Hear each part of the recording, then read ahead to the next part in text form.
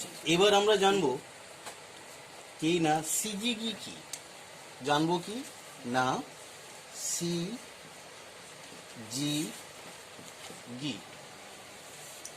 এই তিনটে জিনিস সম্পর্কে জানবো। তিনটে জিনিস নয়, এটা সিজিগি একটা বিষয়। সিজিগির কথার অর্থ হচ্ছে যোগবিন্দু। তো দেখো সিজিগি কাকে বলে না, বলছে এই পৃথিবী, চাঁদ, সূর্য যখন একটা সরল রেখায় আসে, অর্থাৎ পৃথিবীর কেন্দ্র, চাঁদের কেন্দ্র, সূর্যের কেন্দ্র এক সরল রেখায় অবস্থান করলে তাকে যোগবিন্দু বা সিজিগি বলে। আপাততভাবে আমরা জানলাম যে সিজিগি বিষয়টা কি। এবার সিজিগির প্রকারভেদ আছে। সেই প্রকারভেদ অর্থাৎ সিজিগি দু প্রকার। এটা সংযোগ অবস্থা, সংযোগ, আর এটা প্রতিযোগ অবস্থা রয়েছে, প্রতিযোগ। তো আমরা প্রথম জানবো এই সিজিগি জানলাম যেহেতু যে পৃথিবীর কেন্দ্র, চাঁদের কেন্দ্র, সূর্যের কেন্দ্র এক সরল রেখায় থাকলে তাকে সিজিগি বলে। দেখো সিজিগি কেন হচ্ছে তার আগে শুনে না। তোমরা কি জানো পৃথিবী কার চারদিকে ঘোরে না সূর্যের চারিদিকে ঘোরে, আর চাঁদ কার চারিদিকে ঘোরে পৃথিবীর চারিদিকে ঘোরে। এই আবর্তনের ফলে কি ঘটনা ঘটে, পরস্পর যে পরিক্রমণ করছে পৃথিবী সূর্যকে আর চাঁদ পৃথিবীকে, এই পরিক্রমণকালে এক সরলরেখায় আসে। যেমন ধরো তোমরা দেখে নাও যে পৃথিবী যদি এইভাবে দাঁড়িয়ে থাকে, তার এদিকটা হচ্ছে কি সূর্যের রশ্মি পড়েছে, তাই এটা হচ্ছে দিন, এদিকে হচ্ছে রাত। বিষয়টা ভালো করে লক্ষ্য করো, এটা যদি পৃথিবীর হয়, পৃথিবীর এই দিকটাতে সূর্যের আলো পড়েছে আর এই দিকটাতে পড়েনি, এই দিকটা আলো পড়ার জন্য এই দিকটা আমাদের দিন, এই দিকটা হয়েছে রাত।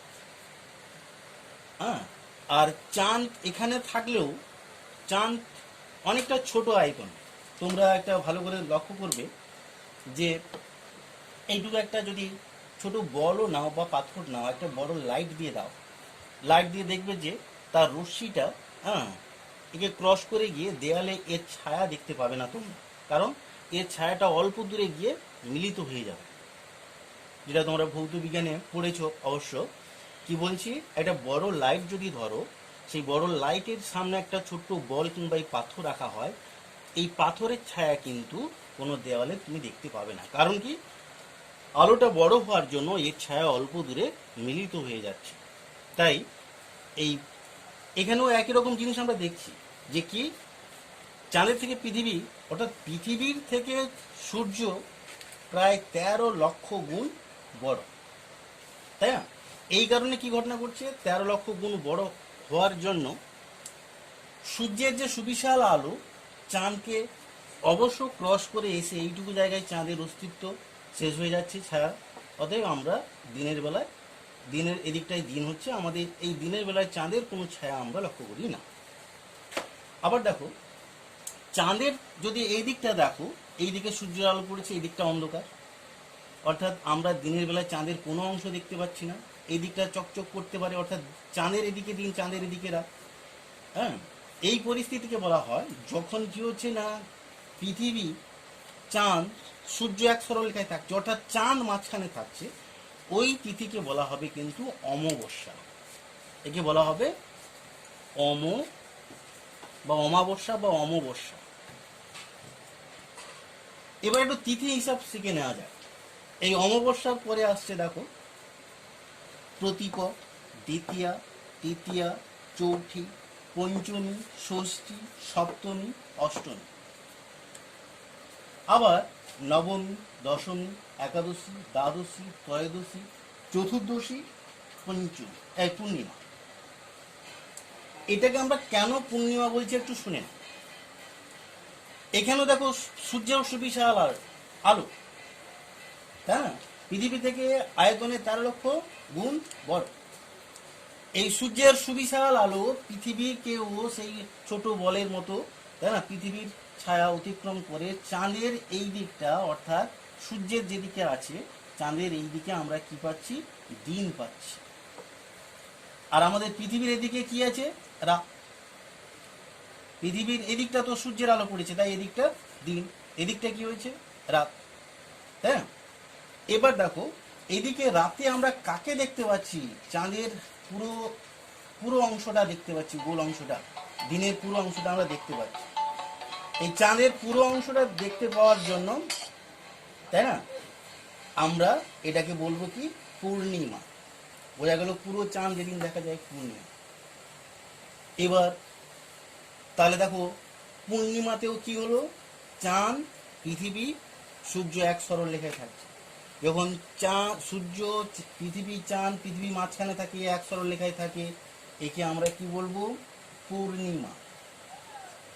পূর্ণিমা। তাহলে পূর্ণিমা কেন হলো আমরা বিষয়টা জানলাম।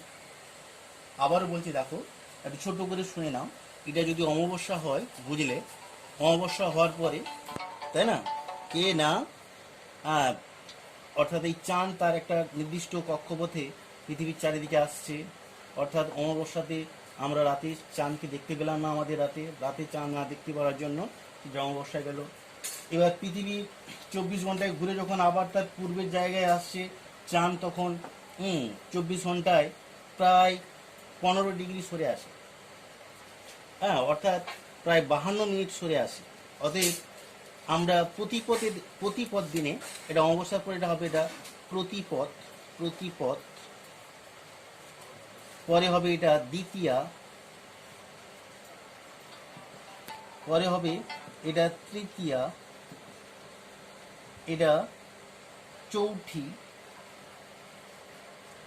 এটা পঞ্চমী, এটা ষষ্ঠী, এটা সপ্তমী, এটা অষ্টমী, এটা নবমী, দশমী, একাদশী, দ্বাদশী, ত্রয়োদশী, আবার চতুর্দশী, এবার এলো পূর্ণিমা। এইভাবে তিথি হিসাব হয়ে থাকে। তো বিষয়টা কি দাঁড়ালো, দেখো প্রতিপদের দিনও আমরা রাতের বেলা চাঁদকে দেখতে পাই না প্রায়। তারপরে যখন এইটুকু অংশ আছে এখানে সদ্য যখন রাত হয়, সেই রাত্রিকালে আমরা চাঁদের অল্প অংশ কিছুক্ষণের জন্য দেখতে পাই। হয়তো 7টা পর্যন্ত, সন্ধ্যা 7টা পর্যন্ত একটুখানি চাঁদ দেখা যায় দ্বিতীয়াতে। রমজান মাসের শুরু কিংবা শেষ হয় এই দ্বিতীয়ার চাঁদ। আবার দেখো যখন চাঁদ এই তৃতীয়াতে আসবে, পৃথিবী যখন আবার 24 ঘন্টায় ঘুরে তার পূর্বের জায়গায় আসছে, তখন আমরা আরেকটু চাঁদকে কিছুক্ষণের জন্য বেশিক্ষণ দেখব। কারণ অর্থাৎ রাতের দিকে চাঁদ সরে আসছে ধীরে ধীরে। এদিকে রাতের দিকে চাঁদ সরে আসার জন্য তৃতীয়াতে হয়তো আমরা 7টা বা 7:30 পর্যন্ত চাঁদকে দেখতে পাবো। চতুর্থীতে 8টা, তারপরে পঞ্চমীতে 9টা, ষষ্ঠীতে 10টা, 11টা, 12টা, 1টা, 2টো, 3টে, 4টা, 5টা, 6টায় আবার সেই। অর্থাৎ সারা রাতে আমরা পুরোটা সন্ধ্যা থেকে সারা রাত ধরে চাঁদ দেখতে পাবো। কোন তিথিতে? পূর্ণিমা থেকে। অর্থাৎ এটা একটা বিষয়, এই জিনিসটা তোমরা মনে রাখো। দেখো আমরা চাঁদকে কোনোদিনই পূর্ণাঙ্গ দেখতে পাই না, তাই না? কারণ পৃথিবী নিজের চারদিকে ঘুরছে, তাই না? অর্থাৎ যেদিকটা সূর্যের দিকে আছে সেদিকটা দিন, বিপরীত দিকটা রাত। আর চাঁদ কার চারদিকে হচ্ছে? পৃথিবীর চারদিকে ঘুরছে।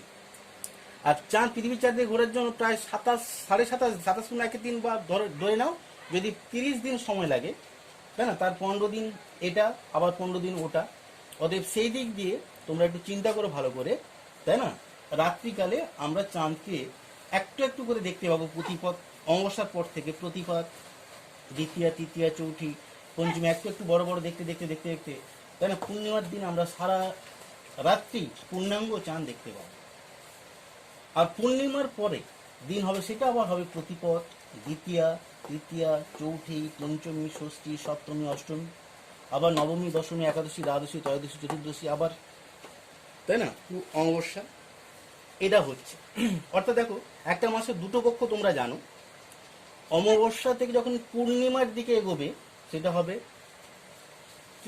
শুক্লপক্ষ, অর্থাৎ আলোর দিকে আসছে। পূর্ণিমা থেকে যখন অমাবস্যার দিকে আসবে সেটা হবে কৃষ্ণপক্ষ, অন্ধকারের দিকে আসবে বলে কৃষ্ণ, কালো। এই জন্য কি হয়েছে, পূর্ণিমা থেকে অমাবস্যার দিকে আসার জন্য সেটা হচ্ছে কৃষ্ণপক্ষ। আবার অমাবস্যা থেকে পূর্ণিমার দিকে যাওয়ার জন্য সেটা হচ্ছে কি পক্ষ, তাই না? শুক্লপক্ষ। আবার দেখো ঠিক একই রকম পূর্ণিমার পরের দিন আমরা সন্ধ্যাকালে প্রায় 7টা পর্যন্ত চাঁদ দেখতে পাবো না প্রতিবাদী, দ্বিতীয়াতে 8টা পর্যন্ত দেখতে পাবো না, তারপরে 9টা পর্যন্ত, 10টা পর্যন্ত, 11টা পর্যন্ত, কারণ পৃথিবীও তো ঘুরছে। পৃথিবীর হ্যাঁ 24 ঘন্টা যখন ঘুরে আসছে, চাঁদ একটু একটু করে তো এগিয়ে যাচ্ছে, অর্থাৎ 24 ঘন্টায় পৃথিবী ঘুরে তার পূর্বের জায়গায় আসছে, কিন্তু ঘটনা হয়েছে চাঁদ প্রায় 15 ডিগ্রি সরে যাচ্ছে।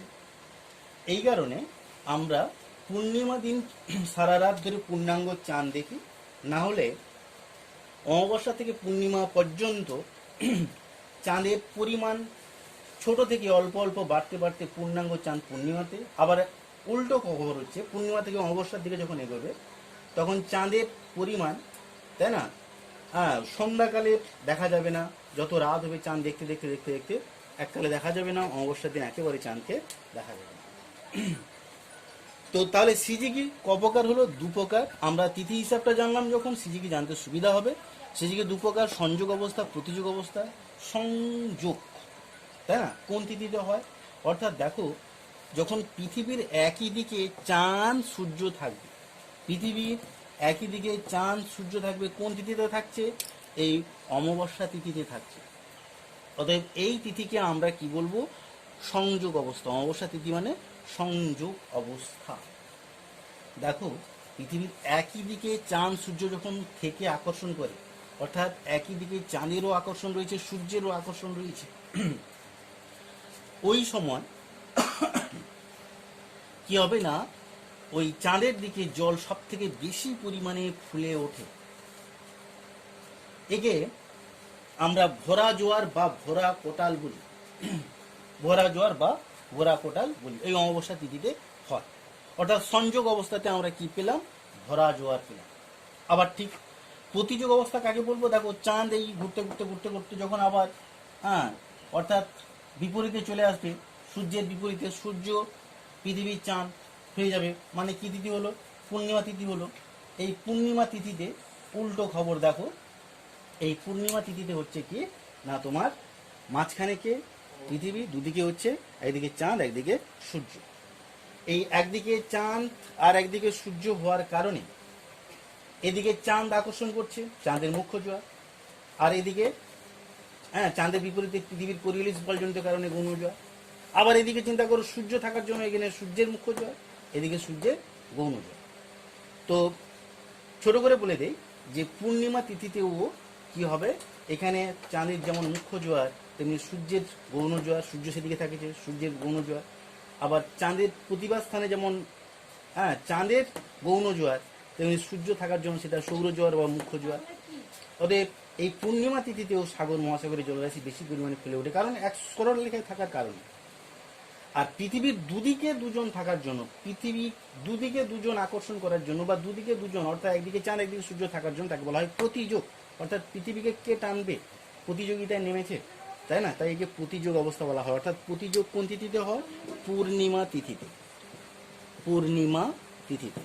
আবার বলি, সিজিকি কাকে বলে? সিজিকি কাকে বলে তোমরা এটুকু লিখবে না, পৃথিবী, তাই না, পৃথিবী, চাঁদ, সূর্য যখন এক সরল লেখায় থাকে তখন তাকে আমরা বলবো সিজিকি। সিজিকির কটি অবস্থা? 2টি অবস্থা, একটা সংযোগ অবস্থা, একটা প্রতিযোগ অবস্থা। সংযোগ অবস্থা কোন তিথিতে হয় না? অমাবস্যা তিথিতে। কারণ অমাবস্যা তিথিতে কি লক্ষ্য করা যায় না, মাঝখানে থাকে কে? চাঁদ, আর দুদিকে থাকে, অর্থাৎ পৃথিবীর একই দিকে চাঁদ সূর্য থাকার জন্য একে বলা হয় সংযোগ। একই দিকে থাকার জন্য সংযোগ, একই দিকে থেকে চাঁদ সূর্য আকর্ষণ করে বলে পৃথিবীকে। আর বিপরীত দেখো, প্রতিযোগ অবস্থা কাকে বলবে? যখন মাঝখানে থাকবে কে? আমাদের পৃথিবী, একদিকে থাকবে চাঁদ, একদিকে থাকবে সূর্য, তাই না, দুজন যখন দুদিকে থেকে টানাটানি করে, মনে রাখো প্রতিযোগিতায় নেমে যায় চাঁদ আর সূর্য, কে পৃথিবীকে বেশি টানবে। সেটা হচ্ছে আবার তিথি হিসাবে কি বুঝলে? পূর্ণিমা। কেন পূর্ণিমা হলো না, সূর্যের আলো এদিকে পড়ার জন্য পৃথিবীর এদিকে দিন, পৃথিবীর এদিকে রাত। আবার সূর্যের আলো চাঁদের এদিকে পড়ার জন্য চাঁদের এদিকে দিন, চাঁদের এদিকে রাত। চাঁদের দিনটা আমরা দেখতে পাচ্ছি রাতে, অতএব সেই জন্য আমাদের হলো কি পূর্ণিমা, তাই না। এই পূর্ণিমা হচ্ছে কি প্রতিযোগ অবস্থা, এইটুকু সিজিকি। তবে এখানে এর সঙ্গে সঙ্গে আমরা জানবো ভরা জোয়ার বা ভরা কোটাল কাকে বলে।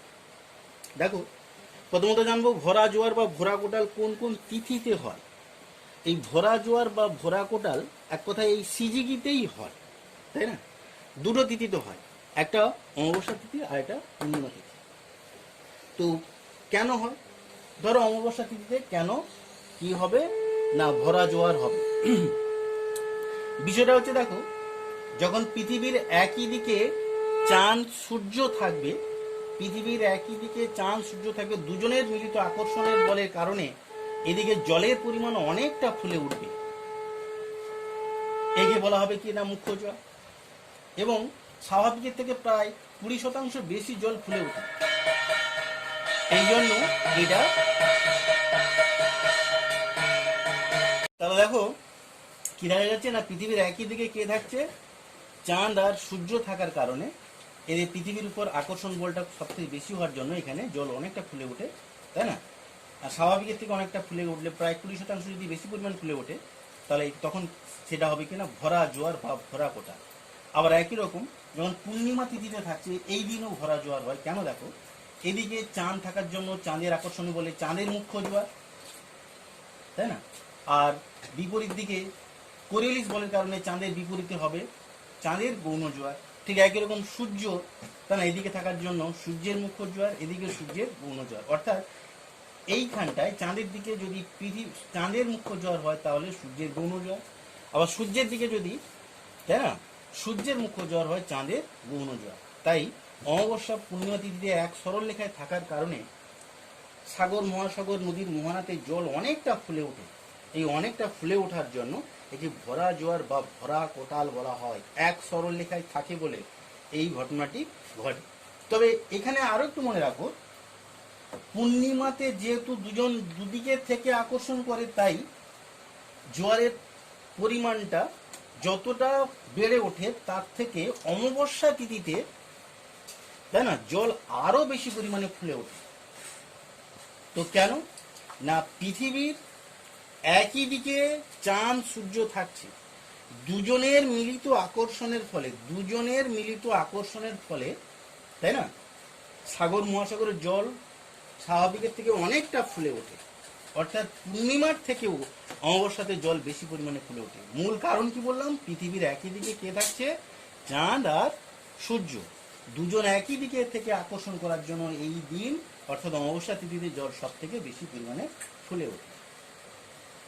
তাহলে দেখো, পূর্ণিমা অপেক্ষা অমাবস্যায় জোয়ার কেন প্রবল হয় সেটা ব্যাখ্যা করতে গেলে তোমরা এটা বলবে, পূর্ণিমা তিথিতে কি ঘটনা লক্ষ্য করছো তোমরা না, যে সূর্য আর চাঁদ পৃথিবীর দুদিকে থাকার জন্য চাঁদের মুখ্য জোয়ার, তো এদিকে সূর্যের গৌণ জোয়ার, আবার এইদিকে সূর্যের মুখ্য জোয়ার, তো চাঁদের গৌণ জোয়ার, তাই জল ফুলে ওঠে।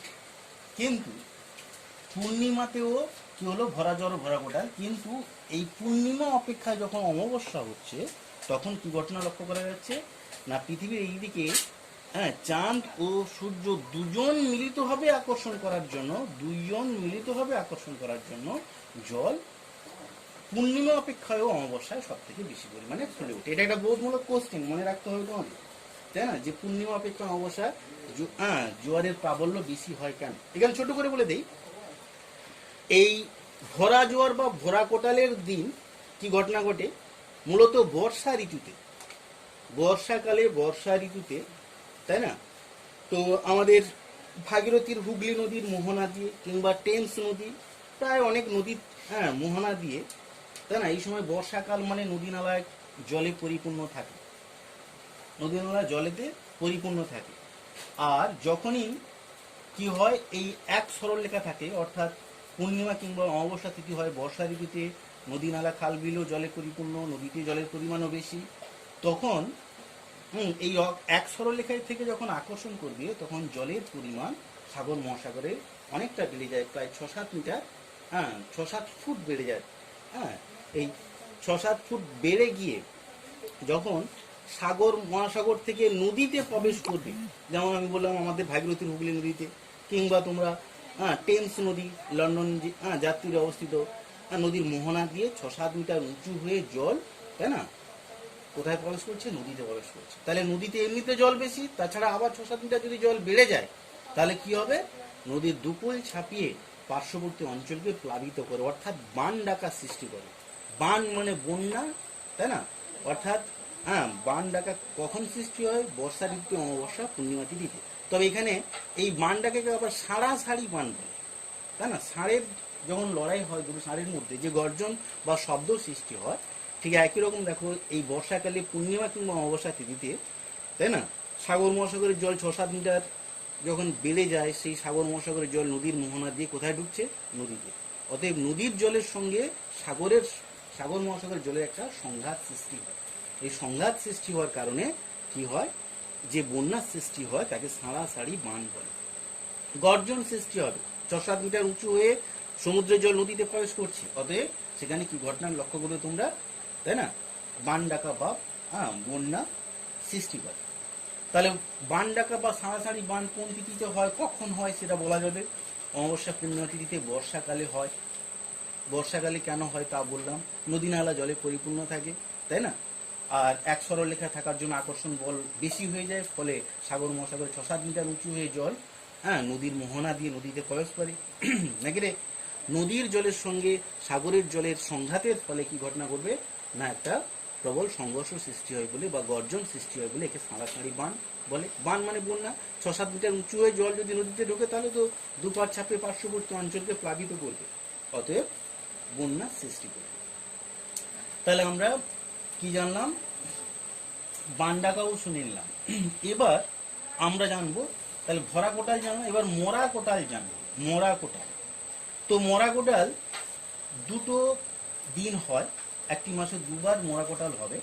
সেটা হচ্ছে কি না, এই অমাবস্যা থেকে পূর্ণিমা পর্যন্ত এটা শুক্লপক্ষ, অর্থাৎ প্রতিপদ, দ্বিতীয়া, তৃতীয়া, চৌঠি, পঞ্চমী, ষষ্ঠী, সপ্তমী, অষ্টমী। এই সপ্তমী অষ্টমী তিথিতে কি ঘটনা ঘটে বা মাঝামাঝি, অর্থাৎ যদি ধরা হয় 15 দিনের মাস 7.5, অর্থাৎ সপ্তমীর শেষ, অষ্টমী হাফ, সপ্তমীর হাফ থেকে অষ্টমীর হাফ, এই সময় কি ঘটনা ঘটে তোমরা দেখে নাও। পৃথিবীর কেন্দ্রের সঙ্গে চাঁদের কেন্দ্র ও সূর্যের কেন্দ্র সমকোণে থাকে, অর্থাৎ এটা সমকোণে থাকছে। এটা কোন তিথি না? কৃষ্ণ শুক্লপক্ষের অষ্টমী তিথি। আবার পূর্ণিমা যদি হয় প্রতিপদ, দ্বিতীয়া, তৃতীয়া, চৌঠি, পঞ্চমী, ষষ্ঠী, সপ্তমী, আবার অষ্টমী দেখো। এটা কৃষ্ণপক্ষের অষ্টমী তিথি দিব। দেখো চাঁদের কেন্দ্র, পৃথিবীর কেন্দ্র, সূর্যের কেন্দ্র, হ্যাঁ, অর্থাৎ সমকোণে থাকছে। সমকোণে থাকার জন্য কি ঘটনা করছে? চাঁদ এদিকে থাকলে চাঁদের টানে এখানে কি জল হবে? এখানে জল ফুলে উঠবে, অর্থাৎ তখন এখানে মুখ্য জোয়ার সৃষ্টি হবে। আবার প্রতিবাদ স্থানে কি ঘটনা ঘটবে, তাই না? অর্থাৎ কোরিওলিস বলের কারণে চাঁদের প্রতিবাদ স্থানেও গৌণ জোয়ার সৃষ্টি হবে, অর্থাৎ চাঁদ সেদিকে থাকলে চাঁদের টানে মুখ্য জোয়ার, এদিকে গৌণ জোয়ার। আবার এদিকে সূর্য থাকার জন্য সূর্যের আবার এখানে মুখ্য জোয়ার, আবার এখানে এদিকে সূর্যের গৌণ জোয়ার। অর্থাৎ দেখো, সমকোণে থাকার কারণে চাঁদ কাছে থাকছে বলে বেশি আকর্ষণ করছে, তাই চাঁদের দিকে মুখ্য জোয়ার, প্রতিবাদ স্থানে কোরিওলিস বলের কারণে গৌণ জোয়ার। আবার সূর্য যেদিকে থাকছে সূর্যের টানে সেদিকে মুখ্য জোয়ার, আবার সূর্যের বিপরীতে সূর্যের গৌণ জোয়ার। অতএব দেখো, এই কৃষ্ণপক্ষের অষ্টমী তিথি এখানে, আর কৃষ্ণপক্ষের যদি অষ্টমী তিথি এখানে, আর শুক্লপক্ষের অষ্টমী তিথি এখানে, আর কৃষ্ণপক্ষের অষ্টমী তিথি এখানে, দুই তিথিতে, অর্থাৎ কৃষ্ণপক্ষ আর শুক্লপক্ষের অষ্টমী তিথিতে পৃথিবীর সঙ্গে চাঁদ ও সূর্য সমকোণে থাকার কারণে, তাই না, পৃথিবীর সর্বত্র জল বেশি পরিমাণে ফুলে ওঠে না। এদিকে চাঁদ টানছে, এদিকে কোরিওলিস বল, এখানে সূর্যের টান, এখানে সূর্যের বিপরীতে কোরিওলিস বল। এই জন্য সাগর মহাসাগরের জলরাশি প্রায় 20% কম পরিমাণে ফুলে ওঠে। চারিদিকে ছড়িয়ে যাওয়ার জন্য জলের পরিমাণটা কম পরিমাণে ফুলে ওঠে। এই কম পরিমাণে জল ফুলে ওঠার জন্য একে মোরা জোয়ার বা মোরা কোটাল বলে। তাহলে মোরা জোয়ার, মোরা কোটাল কোন তিথিতে হয়? আবারও শুনে নাও। অমাবস্যা থেকে পূর্ণিমা, মানে এটা কি পক্ষ? শুক্লপক্ষ। শুক্লপক্ষের কি হয়? এটা অষ্টমী তিথি। অষ্টমী তিথি দেখো সমকোণ। আবার পূর্ণিমার পরে চলে আসো, এটা কৃষ্ণপক্ষের অষ্টমী তিথি, এটাও সমকোণ। এই সমকোণে থাকার জন্য চাঁদের আকর্ষণে মুখ্য জোয়ার, বিপরীতে গৌণ জোয়ার। এদিকে সূর্য থাকার জন্য সূর্যের মুখ্য জোয়ার, সূর্যের গৌণ জোয়ার। অর্থাৎ এই সমকোণে অবস্থানের কারণে সাগর মহাসাগরের জল বেশি পরিমাণে ফুলে ওঠে না, তাই না? অর্থাৎ পূর্ণিমা অমাবস্যার থেকে প্রায় 20% কম জল ফুলে ওঠে, বা স্বাভাবিক থেকে অনেকটা কম পরিমাণ জল ফুলে ওঠে বলে একে মরা কোটাল বা মরা জোয়ার বলে। অবশ্য এই সময় নদীতে বা নদীর মোহনাতে সবসময় জল থাকে, ভ্যাসেল পারাপারের সুবিধাও থাকে এই কৃষ্ণ শুক্লপক্ষের অষ্টমী তিথিতে। এটা একটা বিষয়। তাহলে দেখো আমরা এটাও জেনে নিলাম যে মরা কোটাল বা মরা জোয়ার কি, ভরা জোয়ার মরা জোয়ার জানলাম। এবার আরেকটা জিনিস জানবো আমরা, এবার জানবো দুটো জিনিস জানবো, সেটা হচ্ছে কি পেরিজি ও অ্যাপোজি কি। তোমরা এটা জানো নিশ্চিত, পৃথিবী কার চারিদিকে ঘুরছে? সূর্যের চারিদিকে ঘুরছে। এই পৃথিবীর সূর্যের চারিদিকে ঘোরার কারণে পৃথিবী ও সূর্যের মাঝখানে দূরত্ব সবসময় সমান থাকে না। কেন না, পৃথিবী সূর্যের চারিদিকে যে পরিক্রমণ করছে, এই পরিক্রমণের পথটা হচ্ছে কি উপবৃত্তাকার কক্ষপথ। উপবৃত্তের কেন্দ্র হয় না, তার একটা নাভি হয়, মোটামুটি কেন্দ্র যাকে ধরা হয়। তাই পৃথিবী আর সূর্যের মাঝখানে দূরত্ব সবসময় সমান হয় না, তোমরা সেটা জেনে এসছো 9-এ। এই দূরত্ব যখন বেশি হয় তাকে অপসূর বলে, আর যখন কম হয় তাকে অনুসূর বলে। এবার দেখো এখানেও আমরা দেখব যে কি না পৃথিবী আর চাঁদ, অর্থাৎ চাঁদ কার চারদিকে ঘুরছে? পৃথিবীর চারদিকে। কি পথে? এও সেই উপবৃত্তাকার কক্ষপথে ঘুরছে। এই উপবৃত্তাকার কক্ষপথের নিচে চাঁদ পৃথিবীর চারদিকে আবার ঘুরে আসতে সময় নিচ্ছে প্রায় 27.1 দিন, অর্থাৎ এই 360 ডিগ্রি পথ ঘুরছে। এবার ছোট করে শোনো, এই উপবৃত্তাকার কক্ষপথে যখন চাঁদ পৃথিবীর চারদিকে ঘুরছে, এই পৃথিবীও এই চাঁদের উপবৃত্তাকার কক্ষপথে একটি নাভিতে আছে, অতএব এটাও বৃত্ত না। তাই পৃথিবী আর চাঁদের মাঝখানে দূরত্ব কোনো সময় বেড়ে যাবে, কোনো সময় কমে যাবে। যদি দেখো প্রায় 14 দিন অন্তর এই দূরত্ব বাড়া কমা হয়। যখন পৃথিবী আর চাঁদের মাঝখানে দূরত্ব বেড়ে যাবে তাকে বলা হবে অ্যাপোজি, বাড়লে তাকে বলে অ্যাপোজি। অর্থাৎ বাড়লে কত হবে না 4,07,000 কিমি, 4,07,000 কিমি। তাহলে অ্যাপোজি কাকে বলে বললাম? দেখো পৃথিবী কার চারদিকে ঘুরে? চাঁদ কার চারদিকে ঘুরছে? পৃথিবীর চারিদিকে। কি পথে? উপবৃত্তাকার কক্ষপথে। এই উপবৃত্তাকার কক্ষপথের একটি নাভিতে পৃথিবী আছে, তো ফলে চাঁদ আর পৃথিবীর মাঝখানে দূরত্ব সবসময় সমান হয় না। প্রায় 14 দিন অন্তর অন্তর দূরত্ব বাড়া কমা হয়। দূরত্ব যখন পৃথিবী আর চাঁদের মাঝখানে দূরত্ব যখন বেড়ে যায়, অর্থাৎ গড় দূরত্ব এর আগে জেনেছো 3,84,400 কিমি, আর বেড়ে গেলে হয়ে যায় সেটা কত? 4,07,000 কিমি। বেড়ে যাওয়া মানে, তাই না, অর্থাৎ পৃথিবী থেকে চাঁদ সরে যাওয়া মানে তার আকর্ষণ বল তুলনামূলক একটু কমে যাবে, তাই না? অর্থাৎ জোয়ারের প্রাবল্যটাও একটু কম হবে। আর এই দূরত্ব বেড়ে যাওয়ার ঘটনাকে বলে অ্যাপোজি, অর্থাৎ পৃথিবী সূর্যের মাঝখানে যেটা ছিল অপসূর, এখানে সেটা আছে অ্যাপোজি। ঠিক একই রকম ঘটনা দেখো, প্রায় 14 কিংবা 15 দিন অন্তর অন্তর কি হবে? একবার চাঁদ কাছে আসবে, পৃথিবীর কাছে আসবে, তাই না? অর্থাৎ এই উপবৃত্তাকার কক্ষপথে পরিক্রমার সময় পৃথিবী চাঁদের মাঝখানে দূরত্ব যখন কমে যায়, অর্থাৎ কত কমবে না 3,56,000 কিমি হবে। 3,56,000 কিমি হবে, তখন তাকে কি বলা হবে? পেরিজি।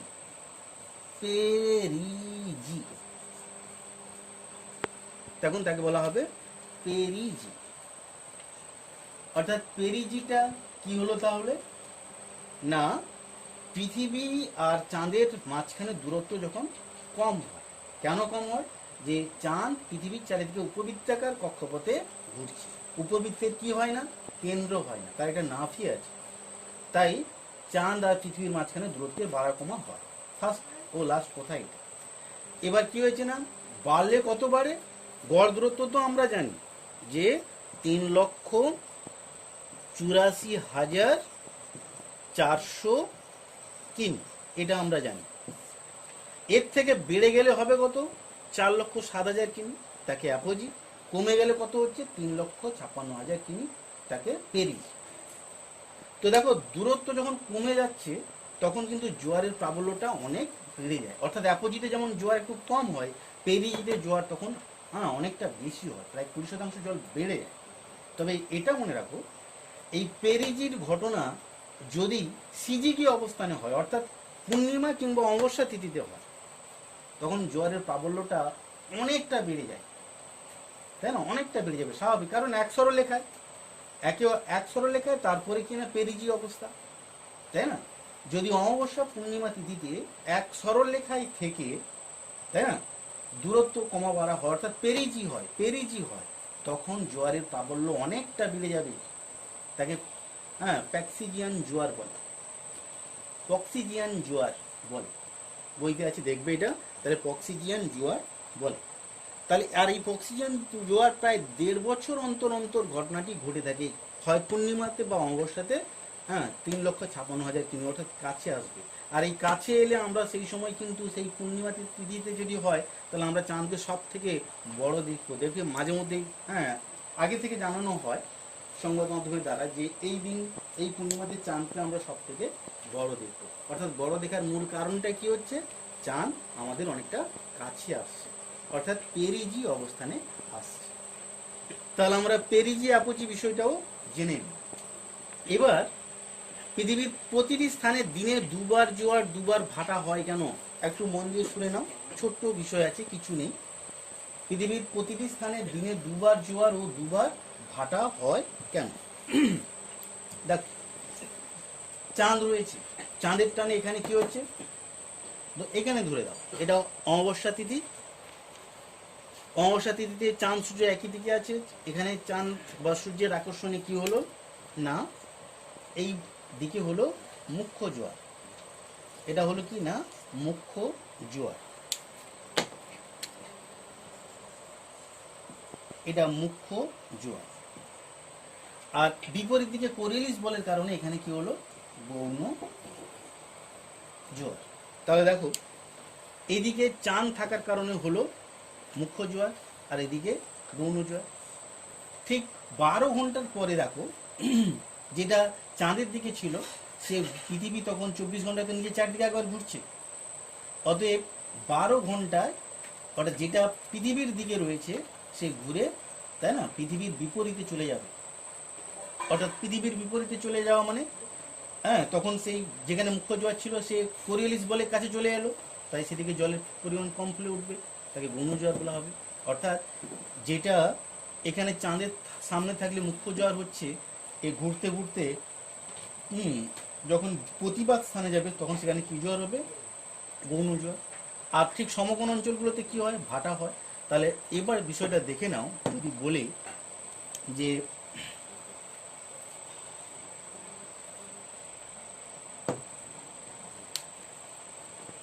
এইদিকে হচ্ছে কি না, চাঁদ থাকার কারণে হলো মুখ্য জোয়ার।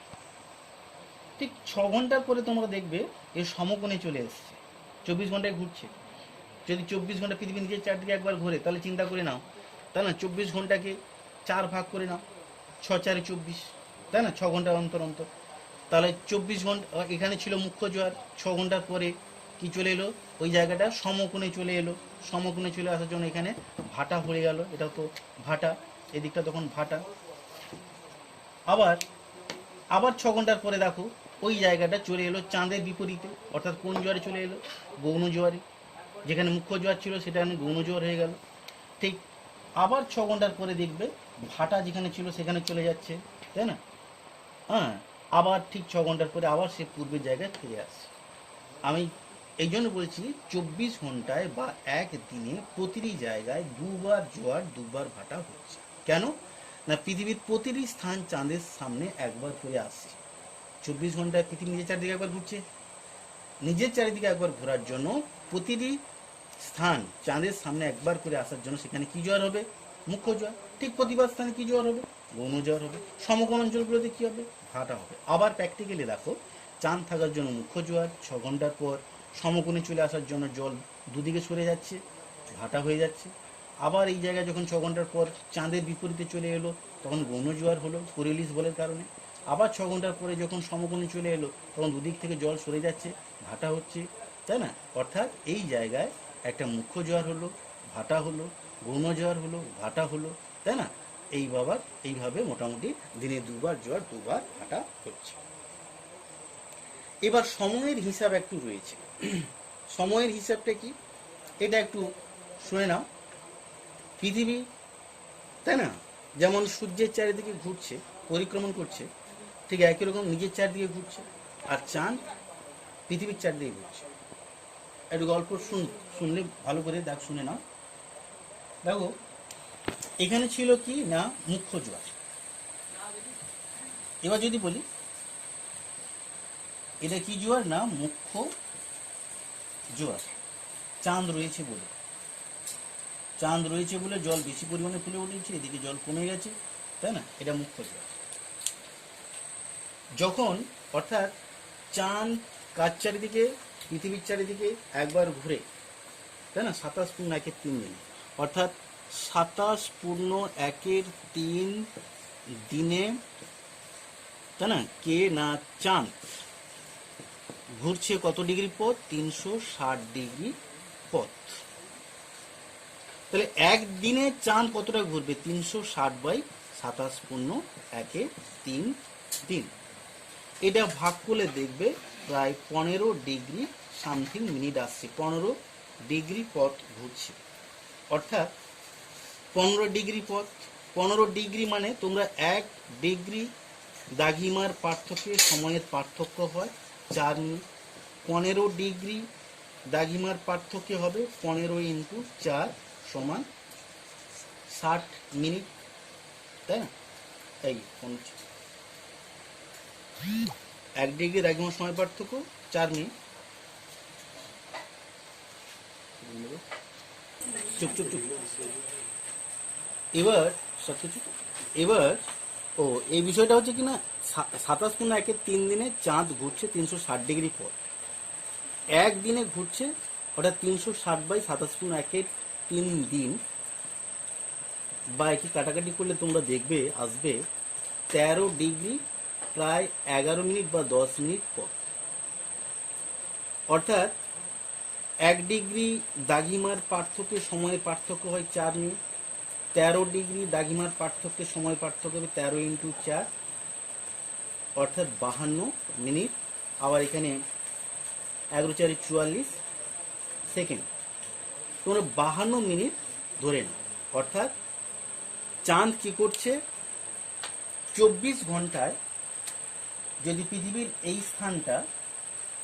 স্থানটা চাঁদের দিকে থাকে, এটা ধরে নাও, এই যে গোল করা আছে, এটা চাঁদের দিকে থাকা মানে কি হলো? এখানে মুখ্য জোয়ার। পৃথিবী এইভাবে ঘুরে যখন 24 ঘন্টায় তার পূর্বের জায়গায় আসছে, তখন চাঁদ কত ডিগ্রি সরে যাচ্ছে? 13 ডিগ্রি 11 মিনিট সরে গেল। 13 ডিগ্রি 11 মিনিট সরে গেল।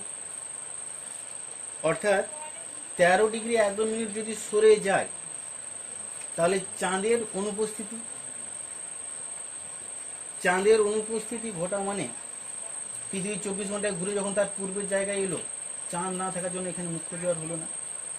তাহলে পৃথিবীকে আরো কতটা ঘুরলে সে চাঁদের সামনে আসবে? অর্থাৎ 13 ডিগ্রি ঘুরলে সে চাঁদের দেখা পাবে। পৃথিবী ছিল এইভাবে, চাঁদ ছিল এইভাবে। পৃথিবী 24 ঘন্টায় ঘুরে তার নিজের চারদিকে ঘুরে যখন পূর্বের জায়গায় আসছে, তখন চাঁদ সেই 24 ঘন্টা বা একদিনের 13 ডিগ্রি পথ সরে যাচ্ছে। এই 13 ডিগ্রি পথ সরে যাচ্ছে। ওদের পৃথিবীর ঘুরে আসার সঙ্গে সঙ্গে সেই চাঁদকে দেখতে পাচ্ছে না, বা চাঁদের আকর্ষণ বল সেখানে কাজ করছে না। পৃথিবীকে আরো 13 ডিগ্রি ঘুরলে, অর্থাৎ 52 মিনিট পরে পৃথিবী কার দেখা পাবে? চাঁদের দেখা পাবে। তখনই ওই স্থানে কি হবে, তাই না, মুখ্য জোয়ার হবে। অর্থাৎ পৃথিবীর কোনো একটি স্থানে মুখ্য জোয়ার হওয়ার পর সেই স্থানে পরবর্তী মুখ্য জোয়ার হওয়ার জন্য কত সময় লাগছে? 24 ঘন্টায় সে নিজের চারদিকবার ঘুরে এলো, যে চাঁদ তখন সরে গেছে 13 ডিগ্রি, অর্থাৎ পৃথিবীকে আরও 13 ডিগ্রি ঘুরতে হচ্ছে, তাই না? অর্থাৎ 13×4 = 52 মিনিট। যদি রাউন্ড ফিগারে বলা হয়, দুটি মুখ্য জোয়ারের মধ্যে সময়ের ব্যবধান কত হলো, তাই না? অর্থাৎ একটা মুখ্য জোয়ার হওয়ার পর সেই জায়গায় আবার পরবর্তী মুখ্য জোয়ার হওয়ার জন্য, অর্থাৎ দুটি মুখ্য জোয়ারের মধ্যে জোয়ারের মধ্যে সময়ের ব্যবধান হচ্ছে কত? 24 ঘন্টা 52 মিনিট। তাহলে এই বিষয়টা তোমরা যদি বুঝে থাকো আর কোনো অসুবিধা নেই। আবারও বলি শোনো, পৃথিবী যেদিকে চাঁদ রয়েছে সেখানে হচ্ছে মুখ্য জোয়ার। 24 ঘন্টায় পৃথিবী নিজের চারিদিকে ঘুরে আসছে, আর 24 ঘন্টায় কি হচ্ছে না, চাঁদ তার কক্ষপথে 13 ডিগ্রি সরে যাচ্ছে। এই হিসেবটা কেমন হলো? একটাকে বললাম, চাঁদ উপবৃত্তাকার কক্ষপথে পৃথিবীর চারিদিকে ঘুরে আসতে সময় লাগে 27+1/3 দিন, অর্থাৎ 27+1/3 দিনে চাঁদ ঘুরে 360 ডিগ্রি পথ। একদিনে, অর্থাৎ 27+1/3 দিন 13 ডিগ্রি পদ আসবে রাউন্ড ফিগারে ধরে নাও। আর 13 ডিগ্রি মানে 1 ডিগ্রি দ্রাঘিমার সময় পার্থক্য 4 মিনিট, 13×4=52 মিনিট। এই বিষয়টা মনে রাখো। তো দুটি মুখ্য জোয়ারের মধ্যে সময়ের ব্যবধান তাহলে কি হলো? চাঁদ ছিল বলে মুখ্য জোয়ার, এ যখন 24 ঘন্টায় ঘুরে তার পূর্বের জায়গায় আসছে, পৃথিবী সরে গেছে 13 ডিগ্রি।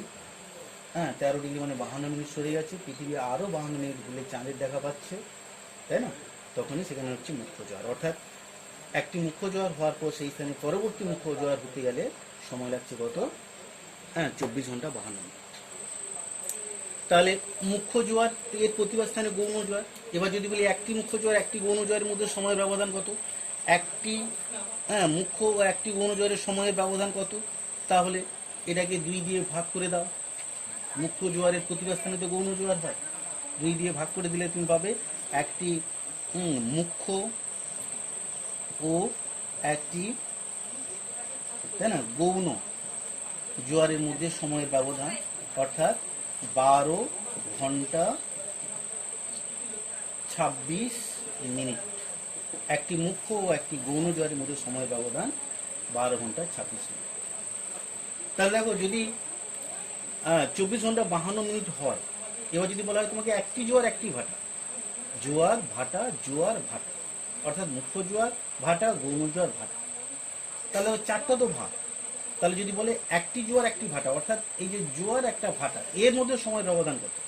সেখানে দেখো তোমরা জাস্ট এই যে 24 ঘন্টা 52 মিনিট রয়েছে, একে যদি তোমরা 4 দিয়ে ভাগ করে দাও, তাই না, তাহলে কি দাঁড়াবে? বা একে যদি 2 দিয়ে ভাগ করে দাও, তাহলে তুমি একটি জোয়ার একটি ভাটার মধ্যে সময় ব্যবধান পেয়ে যাবে 6 ঘন্টা, তাই না, 13 মিনিট। অর্থাৎ একটি জোয়ার একটি ভাটার মধ্যে সময় ব্যবধান, একটি জোয়ার